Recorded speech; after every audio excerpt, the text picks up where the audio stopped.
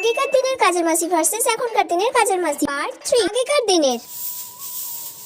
বৌদি বলছি আমার না বাবার খুব শরীরটা খারাপ, কাল আর আজকের বিকালটা আমি করতে পারবো না। কালকে বাবাকে নিয়ে আমি ডাক্তার দেখাতে যাব, তো সেই জন্য আজকে বিকালে আমি রিপোর্টগুলো করাতে যাব।